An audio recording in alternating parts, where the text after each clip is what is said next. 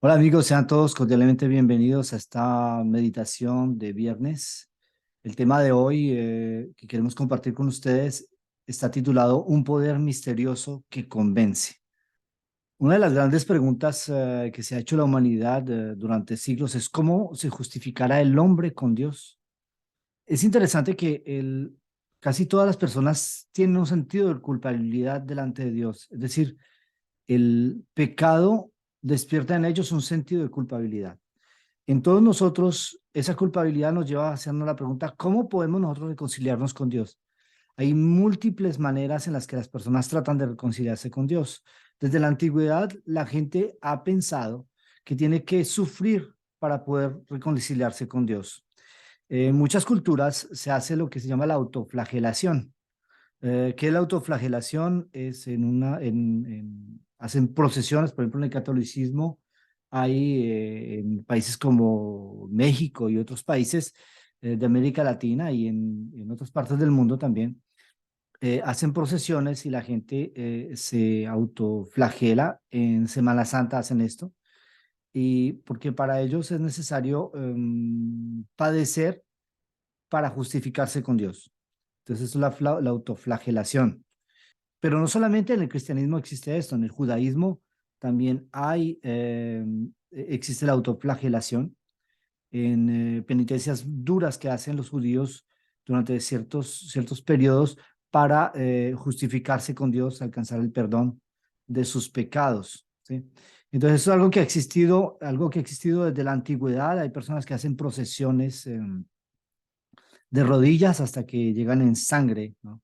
Hasta el lugar que tienen que alcanzar. Entonces, vemos de que este asunto de la autoflagelación ha sido algo que una idea que ha estado presente en la mente del ser humano desde hace mucho tiempo.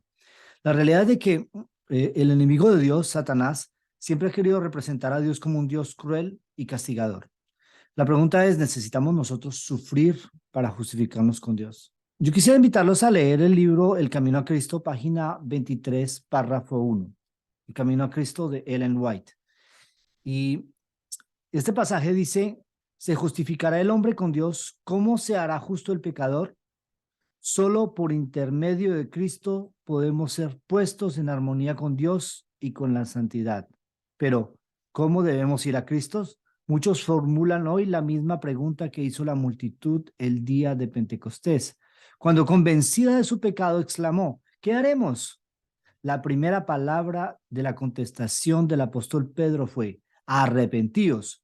Poco después, en otra ocasión, dijo, arrepentíos pues y volveos a Dios para que sean borrados vuestros pecados.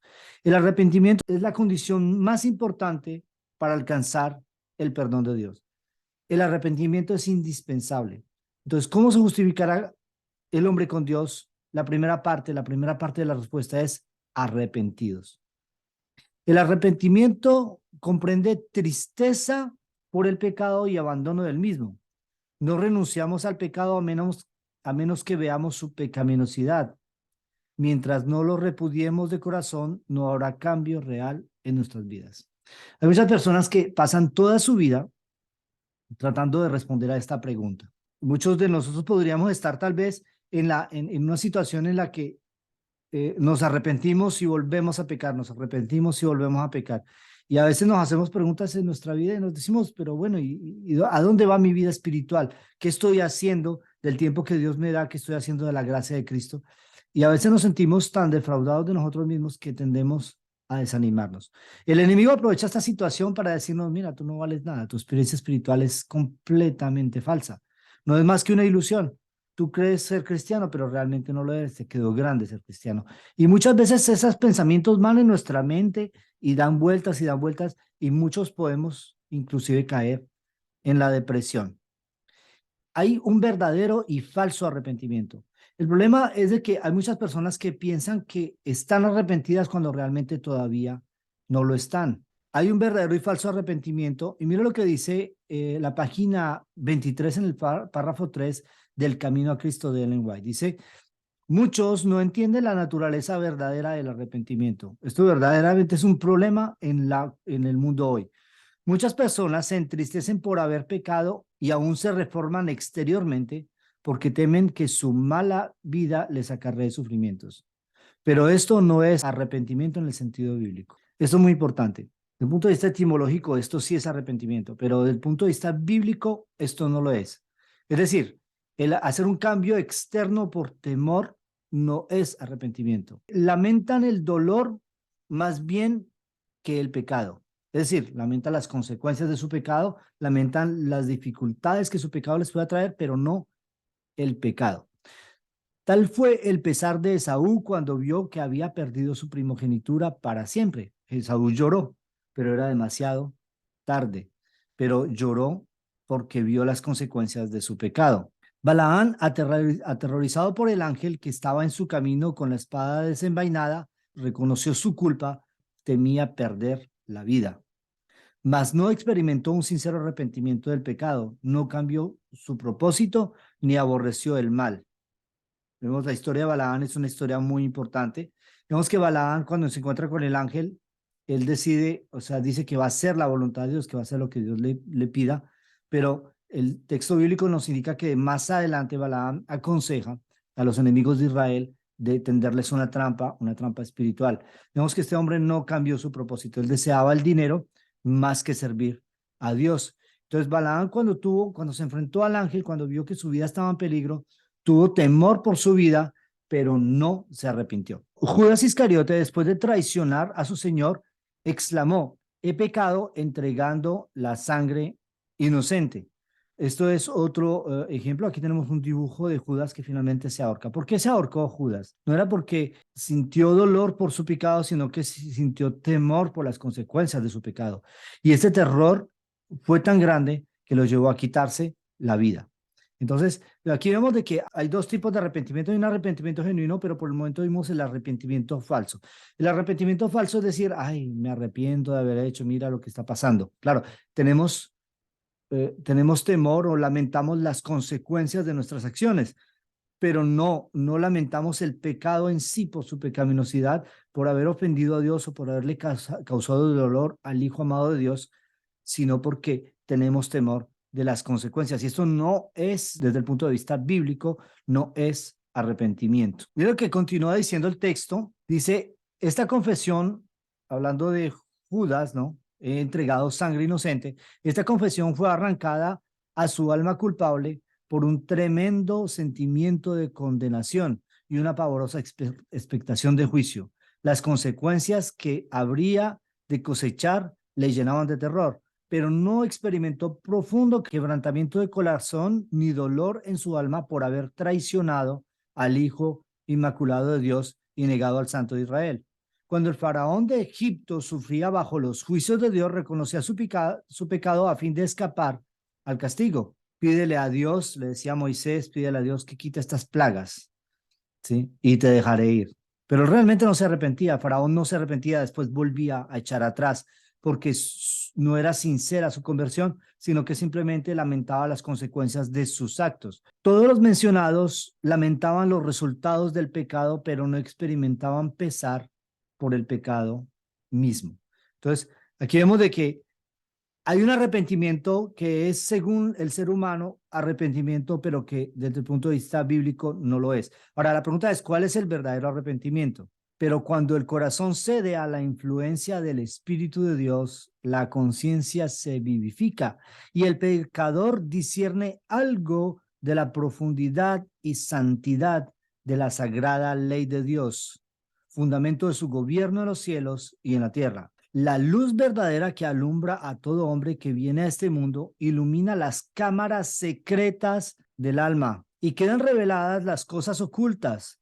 La convicción se posiciona de la mente y del corazón. El pecador reconoce entonces la justicia de Jehová y siente temor de parecer en su iniquidad e impureza delante del que escudriña los corazones.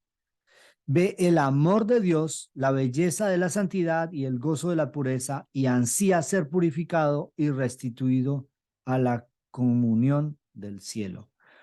Esto es el verdadero arrepentimiento, es anhelar algo mejor, es estar cansado de una vida de pecado, es tener fastidio de este mundo lleno de injusticia, de las maldades, de la suciedad, de la impureza del pecado. Es anhelar la pureza de corazón, es anhelar la compañía del cielo, es anhelar la comunión con Cristo. Eso es verdadero arrepentimiento. Entonces, vemos que el verdadero arrepentimiento es algo enorme. La oración de David ilustra perfectamente lo que es el arrepentimiento. Dice, la oración de David después de su caída ilustra la naturaleza del verdadero dolor por el pecado. Pues yo les cuento para los que no saben lo que pasó. David, rey de Israel, la Biblia dice que su corazón es conforme al corazón de Dios, un hombre que había hecho la voluntad de Dios, que estaba digamos, en el máximo, en la cumbre de su vida, cuando tenía éxito, cuando tenía paz por todos lados, cuando había vencido a todos sus enemigos, cuando había hecho la paz con muchos reinos alrededor de él, cuando había alcanzado el éxito en todo cuanto había emprendido. En un momento en la época en la que los reyes partían a la guerra y quedaban las últimas batallas por pelear, las fáciles, él mandó a su general, le dijo, vaya luche con el ejército, eso está fácil, arreglen ese problema y vuelven y se acabó, ya está ganado todo. David se quedó en su casa y hay un proverbio que dice que la mente desocupada es taller de Satanás. David se quedó en casa y se levantó tarde y empezó a pasearse y desde la azotea, desde el patio de su casa, ve a una vecina que se estaba bañando y la codicia en su corazón y la hace traer y adultera con ella en su corazón. Y queriendo ocultar ese pecado, hizo traer al esposo de esta mujer, Urías Eteo, y lo incitó para que pasara la noche. Él había estado en el campo de batalla luchando, era un soldado muy fiel, y lo incitó para que pasara la noche en su casa con su mujer, para que todo quedara oculto, porque esta mujer había concebido, estaba en embarazo. Y David quería ocultar ese pecado. Y este hombre, fiel a Dios, dijo que no, dijo, yo soy fiel a Dios, el ejército de Israel, el ejército de Dios está afuera en el campo de batalla y yo voy a dormir en mi casa con mi mujer. No, le fue y trajo noticias a David. David trató de empujarlo a hacerlo, lo hizo emborrachar y este hombre siguió fiel a Dios y no hizo lo que David esperaba.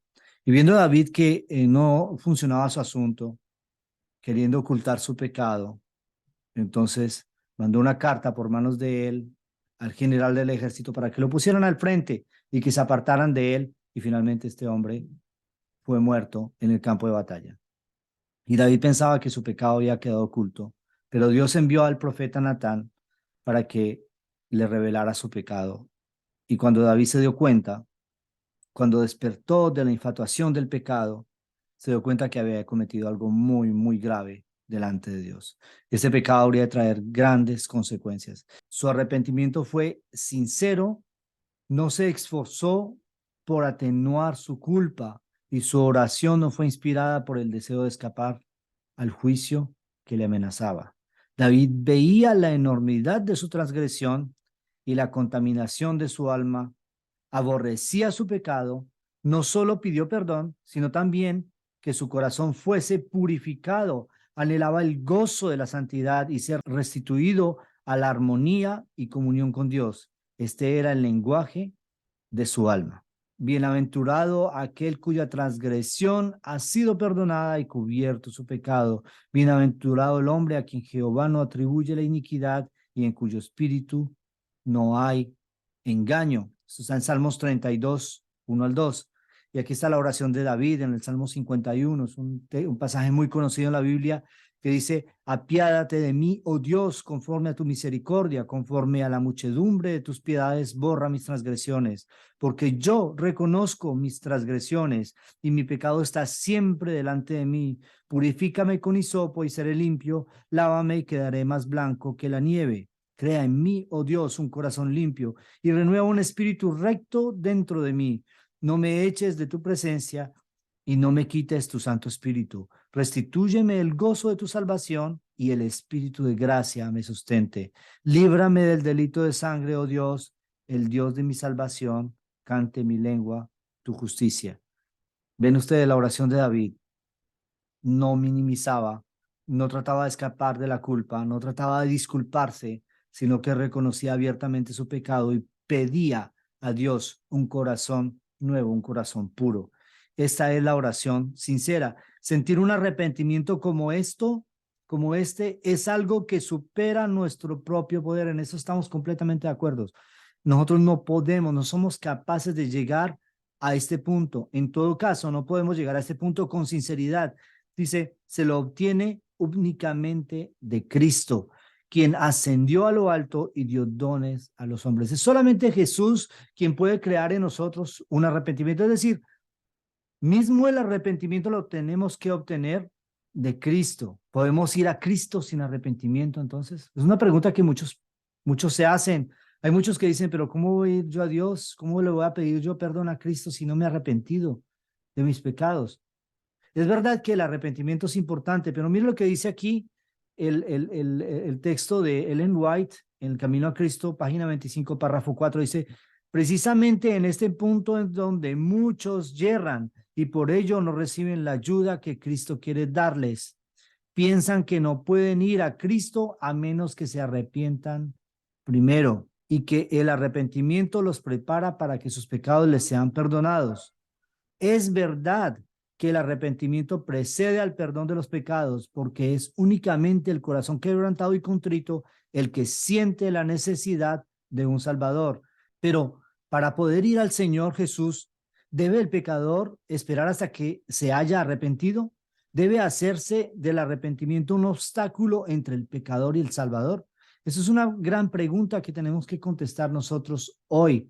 Y vamos a ver lo que dice las Santas Escrituras. Dice, la Sagrada Escritura no enseña que el pecador deba arrepentirse antes de poder aceptar la invitación de Cristo. Venid a mí todos los que estáis cansados y agobiados, y yo os daré descanso. La virtud proviene de Cristo, es la que nos induce a un arrepentimiento genuino. El apóstol Pedro presentó el asunto de una manera muy clara cuando dijo a los israelitas, a este Dios le ensalzó con su diestra para ser príncipe y salvador a fin de dar arrepentimiento a Israel y remisión de pecados. Tan imposible es arrepentirse si el Espíritu de Cristo no despierta la conciencia como lo es obtener el perdón sin Cristo. Entonces, esto es indispensable. Dice, Él es la fuente de todo buen impulso. Hay otro pasaje que dice que Él pone en nuestro corazón el querer y el hacer por su buena voluntad. Él es el único que puede implantar en el corazón enemistad contra el pecado. Todo deseo de verdad y pureza, toda convicción de nuestra propia pecaminosidad evidencian que su espíritu está obrando en nuestro corazón. Entonces, no podemos hacer del arrepentimiento un obstáculo para ir a Cristo. Hay muchas personas que dicen, pero es que yo todavía consumo alcohol, o yo todavía fumo, o yo todavía hago esto, todavía hago lo otro. Necesitamos ir a Cristo tal como estamos, tal como soy de pecador. Así como dice el himno, Jesús dijo, yo si fuere levantado en lo alto sobre la tierra, a todos los atraeré a mí mismo. Cristo debe ser revelado al pecador como el Salvador que murió por los pecados del mundo, y mientras contemplamos al Cordero de Dios sobre la cruz del Calvario, el misterio de la redención comienza a revelarse a nuestra mente, y la bondad de Dios nos guía al arrepentimiento. Al morir por los pecadores, Cristo manifestó un amor incomprensible, y a medida que el pecador lo contempla, este amor enternece el corazón, impresiona la mente e inspira contrición al alma. Jesús es el que nos atrae a Él. Hay una historia de una chica que la entrevistábamos, ya, ella estaba casada, ya se había casado, la esposa de un pastor, y le digo, bueno, pero ¿cómo fue esto? ¿Cómo que ustedes conocieron? Y ella explicó. El que era ahora su esposo, antes era un joven, pero ella no se interesaba en él porque no era muy atractivo, no era muy tan especial, ¿no? Pero este joven era muy consagrado a Dios y él sí le gustaba, pero ella no le ponía atención. Y en una ocasión su familia tuvo problemas financieros y ellas estaban estudiando en un seminario teológico y ella no iba a poder seguir sus estudios porque no tenían los medios financieros. Y este joven había trabajado duramente y había ahorrado para pagarse sus estudios. Y cuando se enteró del problema de la chica, él fue donde el director y le dijo, yo pago. Le dijo, pero ¿y de dónde vas a sacar para pagar tus estudios? Dice, no importa, voy a trabajar un año, me retraso un año, pero yo no quiero que ella pare. Yo quiero que ella siga estudiando, pero por favor, nunca le diga que yo pagué por sus estudios. Y la chica siguió estudiando y siempre se hacía la pregunta, pero ¿quién fue este que me ayudó? Yo quisiera agradecerle porque no sé quién fue el que permitió que este milagro se diera. Yo estaba orando a Dios y Dios contestó. Y el chico seguía trabajando, le dieron la oportunidad de trabajar y ahorró durante un año, ahorró dinero para continuar sus estudios y terminó sus estudios. Y un día, esta chica, todavía antes de que terminen, se enteró que él había sido el que había pagado por sus estudios. Y cuando a ella le estaban haciendo la entrevista, ella dice, pero ¿cómo podría no amar a quien me amó tanto? Lo mismo podríamos decir de Cristo y de una escala, en una escala infinita. Jesús nos amó tanto que dio su vida por nosotros en la cruz del Calvario. Él extendió sus manos, puso sus manos sobre la cruz para que fueran traspasadas por esos horribles clavos. Y lo hizo no porque simplemente quería que lo mataran, no era un suicida. Jesús quería vivir. Jesús fue justo y merecía vivir. Él extendió sus manos sobre la cruz para salvarnos a nosotros. Puso sus pies sobre esa horrenda cruz que fueron traspasados por esos clavos horribles para que nosotros fuéramos salvos. Puso su cabeza, la dispuso para recibir esa corona de espinas que traspasó sus sienes por amor a nosotros. Y él fue levantado en esa cruz, fue levantado en lo alto. Y por eso es que él dice, y yo si fuere levantado en lo alto sobre la tierra, a todos atraeré a mí mismo. El amor de Cristo es el mayor poder de transformación. El amor de Cristo nos muestra el camino y nos da la fuerza para ser transformados. El arrepentimiento debe venir de lo que es inspirado por ese amor. ¿Cómo no amar a aquel que nos amó hasta este punto? Cristo manifestó un amor incomprensible y a medida que el pecador lo contempla, este amor enternece el corazón, impresiona la mente e inspira contrición en el alma. Es verdad que a veces los hombres se avergüenzan de sus caminos pecaminosos y abandonan algunos de sus malos hábitos antes de darse cuenta de que son atraídos a Cristo, pero siempre que animados de un sincero deseo de hacer el bien, hacen un esfuerzo por reformarse, es el poder de Cristo el que los está atrayendo, una influencia de la cual no se dan cuenta, obra sobre su alma, su conciencia es vivificada y su conducta externa se enmienda. Y cuando Cristo los induce a mirar su cruz y a contemplar a aquel que fue traspasado por sus pecados, el mandamiento se graba en su conciencia, les es revelada la maldad de su vida y el pecado profundamente arraigado en su alma, comienzan a entender algo de la justicia de Cristo y exclaman, ¿qué es el pecado para que haya exigido tal sacrificio por la redención de su víctima? ¿Fueron necesarios tanto este amor, todo este sufrimiento, toda esta humillación para que no pereciésemos, sino que tuviésemos vida eterna? ¿Cómo no amar a aquel que nos amó a este punto? El pecador puede resistir este amor, podemos resistir, puede rehusar ser atraído a Cristo, pero si no resiste, será atraído a Jesús y el conocimiento del plan de salvación le guiará al pie de la cruz, arrepentido de sus pecados, los cuales causaron los sufrimientos del amado Hijo de Dios. Este es el poder misterioso, un poder que convence, un poder que transforma, un poder que te está llamando, tal vez esta noche. Si tú sientes el llamado de Dios a través de este tema, no dudes en ponerte de rodillas, entregarle todo a Él, de corazón, consagrarte a Él. Que Dios te bendiga. Feliz noche.